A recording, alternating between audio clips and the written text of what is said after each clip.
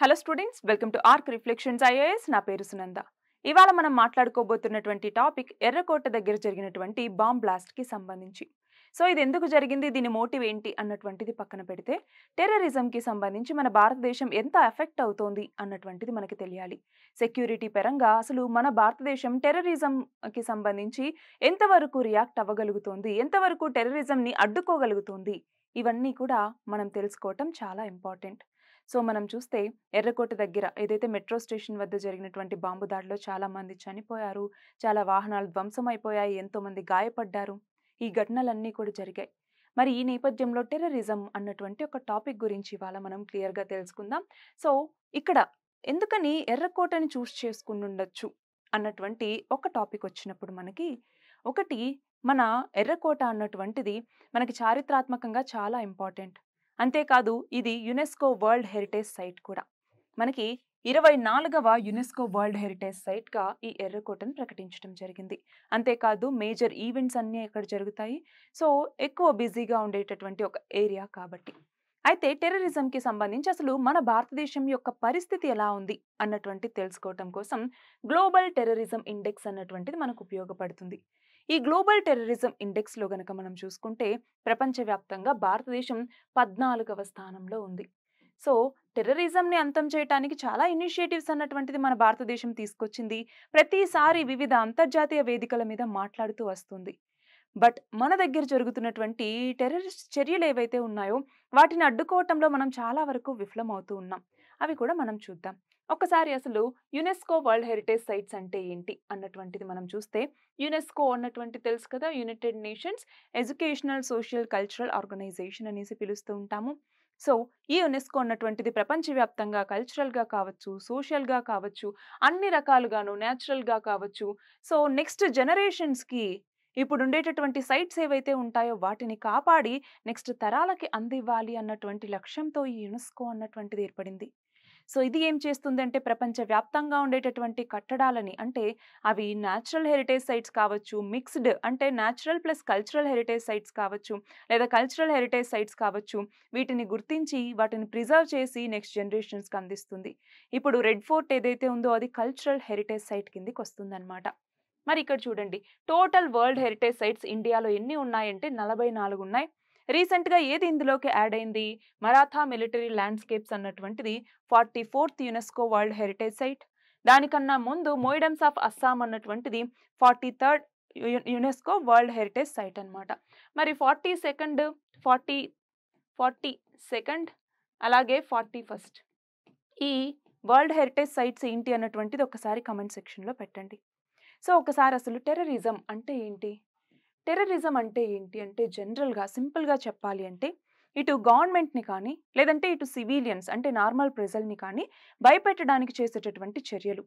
అది భయపెట్టడానికి కావచ్చు, లేదంటే వాళ్ళ యొక్క మరణానికి కారణమైనా కూడా అలాంటి ఒక యాక్ట్ని మనం టెర్రరిస్ట్ యాక్ట్ అనేసి పిలుస్తూ ఉంటాం. దాన్ని టెర్రరిజం అనేసి అంటాం. సో దీనికి వివిధ రకాల డెఫినేషన్స్ అన్నటువంటి ఉన్నాయి. ఫర్ ఎగ్జాంపుల్ యునైటెడ్ నేషన్స్ దీనికి ఒక డెఫినేషన్ ఇచ్చింది.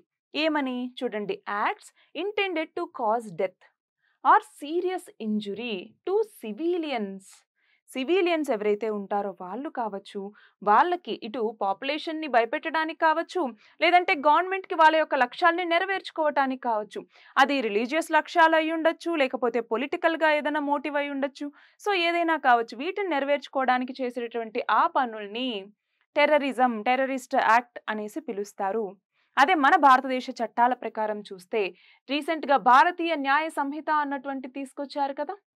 సో ఈ బిఎన్ఎస్ ప్రకారం ఇందులో ఉన్నటువంటి సెక్షన్ 113 ఏమని చెప్తుంది, ఏదైనా కూడా మన భారతదేశ భద్రతకి భంగం వాటిల్ల చేసేలాంటి చర్య జరిగితే దాన్ని టెర్రరిజం అనేసి పిలుస్తాం సింపుల్గా చెప్పాలంటే. సో చూడండి, మన యొక్క యూనిటీ, మన యొక్క ఇంటిగ్రిటీ, మన యొక్క సావర్నిటీ, మన యొక్క సెక్యూరిటీ, మన యొక్క ఎకనామిక్ సెక్యూరిటీ ఏదైనా కావచ్చు, వాటికి థ్రెటన్ చేసేటటువంటి ఏ యాక్ట్నైనా కూడా మనం టెర్రరిజం అనేసి పిలుస్తాము అకార్డింగ్ టు భారతీయ న్యాయ సంహిత. ఇంతకుముందు ఐపీసీ ఉండేది, దాని ప్లేస్లో తీసుకొచ్చినటువంటి భారతీయ న్యాయ సంహితలో ఉన్నటువంటి సెక్షన్ 113 అన్నటువంటి దీని గురించి తెలియజేస్తుంది. ఇది మాత్రమే కాదు, UAPA unlawful activities prevention act అనేసి పిలుస్తూ ఉంటాము. సో దీని ప్రకారం కూడా మనం చూస్తే టెర్రరిజం అంటే ఏంటి అంటే threatening what, sovereignty, security, integrity of India, అలాగే పీపుల్లో టెర్రర్ అన్నటువంటిది కలుగజేసిన బాంబులు, ఫైర్ ఆర్మ్స్, బయోలాజికల్ వెపన్స్ లేదంటే కెమికల్ వెపన్స్ ఇలా ఏవి యూజ్ చేసినా ఈ చర్యల్ని టెర్రరిస్ట్ యాక్ట్‌గా పరిగణిస్తారు మన భారతీయ చట్టాల ప్రకారం. మరి ఇక్కడ చూడండి, మేజర్ టెర్రర్ అటాక్స్ అన్నటువంటివి మన భారతదేశంలో 2000 తర్వాత ఏమేమి జరిగాయన్న కొన్ని లిస్ట్ గనక మనం చూస్తే, ఒకటి ఇండియన్ పార్లమెంట్ మీద అటాక్ అన్నటువంటిది జరిగింది. ఆ తర్వాత ఢిల్లీలో సీరియల్ బ్లాస్ట్స్ అన్నటువంటివి జరిగాయి. ముంబైలో 26/11 అటాక్ కావచ్చు. ఆ తర్వాత 2016లో ఉరి అటాక్ కావచ్చు. అలాగే రీసెంట్‌గా పుల్వామా అటాక్ అన్నటువంటిది కావచ్చు. రీసెంట్‌గా జరిగినటువంటి పహల్గామ్ అటాక్ కావచ్చు. సో దీని తర్వాతే కదా మనం తీసుకొచ్చింది ఆపరేషన్ సింధూర్ అని చెప్పేసి. సో ఇలాంటి టెర్రరిస్ట్ అటాక్స్ అన్నీ జరుగుతూ ఉన్నాయి. ఇందులో మన యొక్క ఇంటెలిజెన్స్ ఫెయిల్యూర్ ఉంది అన్నటువంటిది కూడా మనం ఒప్పుకోవాల్సినటువంటి విషయమే. సో ఇక్కడ చూడండి ఇంపాక్ట్స్ ఏమేమి ఉంటాయి అంటే, ఒకటి మనకి ప్రాణాలు అన్నటువంటివి పోతాయి. హ్యూమన్ లైఫ్స్‌కి సంబంధించిన ఇంపాక్ట్ ఉంటుంది. సోషల్ ఇంపాక్ట్, ఎలాగా ఒక టెర్రరిస్ట్ యాక్ట్ కనుక జరిగితే అక్కడ ఫియర్ అన్నటువంటిది వస్తుంది. భయభ్రాంతులు అన్నటువంటివి కలుగుతాయి. నెక్స్ట్ ఏంటి అన్నటువంటి భయంతో కొన్నాళ్ళు బతుకుతారు. అలాగే ఎకనామిక్ ఇంపాక్ట్ ఏంటి? ఇన్‌ఫ్రాస్ట్రక్చర్ లాస్ అన్నటువంటిది జరుగుతుంది. అది గనక ఒకవేళ మన ఇండియాకి సంబంధించి చాలా ఇంపార్టెంట్ గనక అయితే ఆ ఇన్‌ఫ్రాస్ట్రక్చర్, దాని యొక్క ఎఫెక్ట్ అన్నటువంటిది ఎలా ఉంటుంది? అలానే చూడండి, టూరిజం తగ్గుతుంది, ఇన్వెస్ట్‌మెంట్ తగ్గుతుంది. ఎస్పెషల్లీ ఇప్పుడు రెడ్ ఫోర్ట్ లాంటి చారిత్రాత్మక ప్రదేశాల్లో గనక ఇలాంటివి జరిగాయి అంటే, దానివల్ల అక్కడ టూరిజం అన్నటువంటిది ఖచ్చితంగా దెబ్బతింటుంది. ఇప్పుడు ఫర్ ఎగ్జాంపుల్ ఇండియాలో ఉన్నటువంటి మేజర్ సిటీస్ అన్నిట్లో కూడా హై అలర్ట్ ప్రకటించారు. ఫర్ ఎగ్జాంపుల్ ముంబై కావచ్చు, హైదరాబాద్ కావచ్చు, వీటన్నింటిలోనూ. సో అక్కడ టూరిజం కొంతవరకు డిక్లైన్ అవుతుంది. కొన్నాళ్ల పాటు ఇది జరుగుతుంది. అలాగే డిఫెన్స్ ఎక్స్‌పెండిచర్ అన్నటువంటిది పెరుగుతుంది. ఎందుకు? ఇక్కడ ఒక సెక్యూరిటీ ఫెయిల్యూర్ అన్నటువంటిది వచ్చింది. సో ఎందుకొచ్చింది? ఆ టైంలో ఎక్కువ మంది అక్కడ సెక్యూరిటీ ఫోర్స్ కావాలి అని చెప్పేసి, లేదా ఎక్కువ ఆర్మ్స్ కావాలి మనకి, అక్కడ పెట్టాల్సినటువంటి ఇన్‌ఫ్రాస్ట్రక్చర్ కావచ్చు. వాటన్నింటి కోసం డిఫెన్స్ ఎక్స్‌పెండిచర్ అన్నటువంటిది మళ్ళీ మన భారతదేశం పెంచాల్సొస్తుంది. అలాగే ఇంటర్నేషనల్ రిలేషన్స్‌కి సంబంధించి. ఫర్ ఎగ్జాంపుల్ ముంబైలో జరిగినటువంటి ఈ 26/11 అటాక్ అన్నటువంటిది కావచ్చు. దాని తర్వాత ఇండియాకి, పాకిస్తాన్‌కి మధ్య ఇంకా ఆ గ్యాప్ అన్నటువంటిది వైడెన్ అయిపోయింది. సో అలా వివిధ దేశాలతో ఈ యొక్క ఇంటర్నేషనల్ రిలేషన్స్ అన్నటువంటివి కూడా టెర్రరిస్ట్ అటాక్స్ వల్ల మనకి తేడా వచ్చేస్తాయన్నమాట. అట్లానే రిసోర్స్ డైవర్షన్ అంటే ఏంటి? ఫండ్స్ ఏవైతే మిగతా పనులకు వాడాలో వాటిని ఇప్పుడు సెక్యూరిటీ పర్పస్‌కి వాడాల్సొస్తుంది. అంటే జనరల్‌గా ఫర్ ఎగ్జాంపుల్ బడ్జెట్‌లో దీనికి వాడాలి అని పెట్టుకున్న దాన్ని ఇప్పుడు డిఫెన్స్ వైపుగా మూవ్ చేయాల్సొస్తుంది. సెక్యూరిటీ కన్సర్న్స్ ఉన్నాయి కాబట్టి. సో అక్కడ ఏదైతే మనకి గ్యాప్స్ అన్నటువంటివి ఉంటాయో, ఆ గ్యాప్స్ అన్నటువంటివి ఫిల్ చేయటంలో మళ్ళీ ఇబ్బందులు అన్నటువంటివి ఎదురవుతాయి. సో ఇలాంటి సిట్యుయేషన్స్ అన్నీ కూడా ఈ టెర్రరిజం యాక్ట్ వల్ల ఉండేటటువంటి ఇంపాక్ట్సే. మరి ఇక్కడ చూడండి, ఇండియా యాంటీ టెర్రర్ ఇన్‌ఫ్రాస్ట్రక్చర్‌ని తీసుకొచ్చింది. దానికోసం వివిధ రకాల చట్టాలు తీసుకొచ్చింది, వివిధ రకాల చర్యలు చేపట్టింది, ఇవన్నీ కూడా జరిగాయి. అయితే ఇక్కడ చూడండి, లీగల్ మరియు ఎన్ఫోర్స్‌మెంట్ మెజర్స్ ఏమేమి ఉన్నాయి? For example national investigation agency అన్నటువంటి దాన్ని ఏర్పాటు చేయటం జరిగింది. ఇది ఏం చేస్తుంది? మన భారతదేశంలో సెంట్రల్ గవర్నమెంట్ కింద ఏదైతే మేజర్ ఇన్సిడెంట్స్ అన్నటువంటివి టెర్రరిజంకి సంబంధించి ఉంటాయో వాటన్నింటిని చూసుకుంటుంది నేషనల్ ఇన్వెస్టిగేషన్ ఏజెన్సీ అన్నటువంటిది. ఎస్పెషల్లీ ఈ ముంబై అటాక్స్ తర్వాత ఏర్పాటైనటువంటి సంస్థ ఇది. అలాగే అన్‌లాఫుల్ యాక్టివిటీస్ ప్రివెన్షన్ యాక్ట్ అన్నటువంటిది ఇందాకే చూసాం. దీని కింద ఇండివిడ్యువల్స్‌ని టెర్రరిస్టులు అనేసి గుర్తించటం జరుగుతుంది. వాళ్ళ యొక్క ప్రాపర్టీని అటాచ్ చేయటం, అలాగే టెర్రర్ ఫినాన్సింగ్ లాంటి వాటిని ప్రివెంట్ చేయటం, అవన్నీ కూడా. అంటే ఏంటి?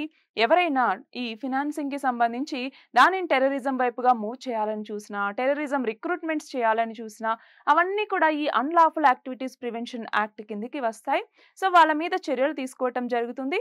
కొన్ని ఎక్స్‌ట్రీమ్ కేసెస్‌లో మరణశిక్ష విధించటం కూడా జరుగుతుంది.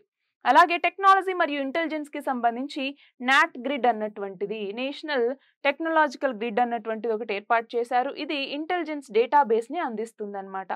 సో ఎప్పుడైనా ఇదిగో ఇక్కడ ఇది జరగొచ్చు అన్నట్టుగా ఇంటెలిజెన్స్‌ని అందించడం. అట్లానే యాంటీ టెర్రరిజం స్క్వాడ్స్ అన్నటువంటివి వివిధ రాష్ట్రాల్లో ఏర్పాటు చేయటం. సో వీటన్నింటి ద్వారా ఏంటి అంటే సెక్యూరిటీని కొంతవరకు ఎన్ష్యూర్ చేయటం, డేటాని కలెక్ట్ చేసుకుంటూ ఉండటం. ఇంకా మనకి ఇంటెలిజెన్స్ బ్యూరో కావచ్చు, రా ఏజెన్సీస్ కావచ్చు. సో ఇవన్నీ కూడా ఏం చేస్తాయి? ఈ టెర్రరిజంకి సంబంధించినటువంటి ఏదైతే ఇన్ఫర్మేషన్ ఉంటుందో దాన్ని గవర్నమెంట్‌కి చెప్పటం ద్వారా అలర్ట్ చేయటం, ఇలాంటివన్నీ కూడా చేయటం జరుగుతుంది. అయితే ఇప్పుడు ఎస్పెషల్లీ ఢిల్లీలో జరిగినటువంటి ఈ ఘటన దగ్గర అన్ని ఇలాంటి ఫోర్సెస్‌ని వాడినా కూడా, అయినా కూడా ఈ చర్య అన్నటువంటిది జరిగింది. సో, మనం ఇంకా అలర్ట్‌గా ఉండాలి అన్నటువంటిది ఈ ఢిల్లీ అటాక్ తర్వాత మనకి వచ్చినటువంటి ఒక సందేశంగా మనం చెప్పొచ్చు. నెక్స్ట్ చూడండి. కౌంటర్ టెర్రరిజం చేయటానికి మనకి చాలా ఛాలెంజెస్ ఉన్నాయి. సో, మనం టెర్రరిజంకి సంబంధించి ఇలాంటి చట్టాలు తీసుకొచ్చినా, లేదు వివిధ రకాల యాంటీ టెర్రరిజం ఆపరేషన్స్ చేపట్టినా, ఫర్ ఎగ్జాంపుల్ ఆపరేషన్ సింధూర్ కావచ్చు, ఏవైతే ఇవన్నీ చేపడుతున్నామో ఇలాంటివన్నీ చేపట్టిన, అవేర్‌నెస్‌ని కలుగజేసిన, ఇంటెలిజెన్స్‌ని కలెక్ట్ చేసుకుంటూ ఉన్నా, వాళ్ళకి ఎక్కువ మనము బడ్జెట్ కేటాయిస్తూ ఉన్నా, అయినా కూడా కొన్ని లోపాలన్నటువంటివి మన దగ్గరున్నాయి. అవి ఎందుకు అనటానికి మేజర్ రీజన్స్ ఇవి. ఒకటి క్రాస్ బార్డర్‌కి సంబంధించి, క్రాస్ బార్డర్ టెర్రరిజం అన్నటువంటిది మన దగ్గర జరుగుతోంది. ఎస్పెషల్లీ పోరస్ బార్డర్స్ ఏవైతే మిగతా స్టేట్స్‌తో ఉంటూ ఉన్నాయో, ఆ ప్లేసెస్ నుంచి ఎక్కువగా ఈ ఇన్‌ఫిల్ట్రేషన్స్ ఇవన్నీ రావటం వల్ల ఈ టెర్రరిస్ట్ అటాక్స్ అన్నటువంటివి జరుగుతున్నాయి. ఫర్ ఎగ్జాంపుల్ పీఓకే అన్నటువంటిది కావచ్చు, నార్త్ ఈస్ట్ స్టేట్స్ ఏవైతే మనకి పోరస్ బార్డర్స్ ఉన్నాయో అవి కావచ్చు, నేపాల్‌తో ఓపెన్ బార్డర్ అన్నటువంటిది ఉంది అది కావచ్చు, అలాగే ఇటువైపు జమ్మూ అండ్ కాశ్మీర్ సైడ్ కావచ్చు. సో, చాలా ఇన్‌ఫిల్ట్రేషన్స్ అన్నటువంటివి జరుగుతున్నాయి. అలాగే చూడండి రాడికలైజేషన్ ఎస్పెషల్లీ ఆన్‌లైన్ రిక్రూట్‌మెంట్స్. ఇప్పుడేమవుతోంది సోషల్ మీడియా పెరిగే కొద్దీ ఆన్‌లైన్‌లో సింపథైజర్స్ కొంతమందిని ఎవరైతే సింపథీ చూపిస్తున్నారో అలాంటి వాళ్ళని ఎంపిక చేసుకొని ఆన్‌లైన్ రిక్రూట్‌మెంట్ చేసుకోవటం, వాళ్ళకి ట్రైనింగ్ ఇవ్వటం, వాళ్ళని టెర్రరిజం వైపుగా మూవ్ చేయటం, ఇలాంటి చర్యలన్నటువంటివి పెరుగుతూనే ఉన్నాయి. అలానే పోరస్ బార్డర్స్ అన్నటువంటివి ఉండటం. జమ్మూ కాశ్మీర్ కావచ్చు, నార్త్ ఈస్ట్ ఇలాంటివన్నీ ఉండటం. అలాగే no universal definition for terrorism. టెర్రరిజంకి ఇలా డెఫినిషన్స్ ఇచ్చినా దీంట్లో చాలా లోపాలన్నటువంటివి ఉన్నాయి. ఆ లోపాలను యూజ్ చేసుకొని మిగతా దేశాలన్నీ కూడా ఆ యాక్ట్స్ నుంచి బయటపడుతూ ఉన్నాయి. సో, టెర్రరిజంకి సంబంధించి ఒక ప్రాపర్ డెఫినిషన్ అన్నటువంటిది ఉండాలి. టెర్రరిస్ట్ చర్యలకు ఎవరైనా పాల్పడుతున్నారంటే వాళ్ళకి శిక్ష పడుతుంది అన్నటువంటిది ప్రపంచవ్యాప్తంగా కూడా అన్ని దేశాలకి, అలాగే ఏ దేశాలైతే ఈ టెర్రరిస్ట్ యాక్టివిటీస్‌ని మోటివేట్ చేస్తున్నాయో వాళ్ళందరికీ కూడా సందేశం అందేలాగా అంత స్ట్రాంగ్‌గా టెర్రరిజంకి సంబంధించిన నీట్ డెఫినిషన్స్, అలాగే ఏం చర్యలు తీసుకుంటున్నారు ఇవన్నీ కూడా తెలియజేయాలి. అలా చూడండి హ్యూమన్ రైట్స్ కన్సర్న్స్ అన్నటువంటివి ఉన్నాయి. ఫర్ ఎగ్జాంపుల్ ఇప్పుడు ఎస్పెషల్లీ మన నార్త్ ఈస్ట్ కావచ్చు వీటిలో armed forces special powers act అనేసి తీసుకురావటం జరిగింది. సో, అక్కడ ఏవైతే సెక్యూరిటీ కన్సర్న్స్ అనేవి ఉన్నాయో వాటిని ఎదుర్కోవటం కోసం ఆర్మ్డ్ ఫోర్సెస్‌కి స్పెషల్ పవర్స్ ఇచ్చారు. బట్ అవి కొన్ని కొన్ని సార్లు ఏమవుతోంది అంటే అక్కడ ఉన్నటువంటి సివిలియన్స్ దానివల్ల చాలా ఇబ్బందులు పడుతూ ఉన్నారు. ఫర్ ఎగ్జాంపుల్ నువ్వు సెర్చ్ వారెంట్ లేకుండానే ఇంట్లోకెళ్ళి సెర్చ్ చేయొచ్చు. ఎవరినైనా కూడా అరెస్ట్ వారెంట్ లేకుండానే అరెస్ట్ చేయవచ్చు. అలాగే అంటే కాల్చొచ్చు. ఇలాంటి కొన్ని ఎక్స్‌ట్రీమ్ వాళ్ళకి పర్మిషన్స్ ఇవ్వటం వల్ల అక్కడ సివిలియన్స్ చాలామంది ఇబ్బంది పడుతూ ఉన్నారు. అలాంటి సెక్యూరిటీ కన్సర్న్స్ వల్ల ఏం చేస్తూ ఉన్నారు వాళ్ళు? టెర్రరిస్టులు కావచ్చు, మిగతా యాక్టివిటీస్‌కి వాళ్ళు కొంతవరకు సపోర్ట్ చేయటం లాంటివి కూడా జరుగుతూ ఉన్నాయి. సో, ఆ సెక్యూరిటీ కన్సర్న్స్ ఏవైతే ఉన్నాయో, ఆ హ్యూమన్ రైట్స్ కన్సర్న్స్ ఏవైతే ఉన్నాయో వాటన్నిటిని అడ్రెస్ చేయాల్సిన అవసరం ఉంది. అలాగే కోఆర్డినేషన్ గ్యాప్స్ అన్నటువంటివి స్టేట్స్‌కి మరియు సెంటర్‌కి మధ్య చాలా ఎక్కువగా ఉన్నాయి. సో, ఆ కోఆర్డినేషన్ అన్నటువంటిది పెంచుకుంటూ, ఆ గ్యాప్‌ని తగ్గించుకుంటూ ముందుకెళ్లాల్సిన అవసరం అన్నటువంటిది ఉంది. అలాగే బడ్జెట్ మరియు technology constraints, especially technology constraints ఇప్పుడు మనం చూస్తే ఇండియాకి, పాకిస్తాన్‌కి మధ్య జరుగుతున్నటువంటి ఈ విషయాల్లో డ్రోన్స్ అన్నటువంటివి చాలా కీలక పాత్ర పోషిస్తూ ఉన్నాయి. సో, మనం చూస్తే మన ఆర్మీ చాలా పాకిస్తాన్ నుంచి వచ్చేటటువంటి డ్రోన్స్‌ని పేల్చేస్తూ వస్తోంది. సో, టెక్నాలజీని వాడి యువతల సైడ్ ఏమున్నాయని తెలుసుకోవటానికి, లేదా యువతల సైడ్ అటాక్స్ చేయటానికి వీటన్నింటికి టెక్నాలజీని ఇప్పుడు వాడుతూ ఉన్నారు. సో, మనం టెక్నాలజీ ఎన్హాన్స్‌మెంట్ చేసుకుంటూ ఉన్నాం. డిఫెన్స్‌ని పెంచుకుంటూ ఉన్నాము. అలాగే మనం స్ట్రాంగ్ అవుతూ వస్తూ ఉన్నాం. బట్ మన దగ్గర ఏవైతే ఇప్పుడు లోపాలున్నాయో వాటిని సరిదిద్దుకొని మన యొక్క సెక్యూరిటీని మనం ఇంకా ప్రొటెక్ట్ చేసుకోవాల్సినటువంటి అవసరం ఉంది అన్నటువంటిది ఇవాల్టి మన topic. All the very best and thank you very much.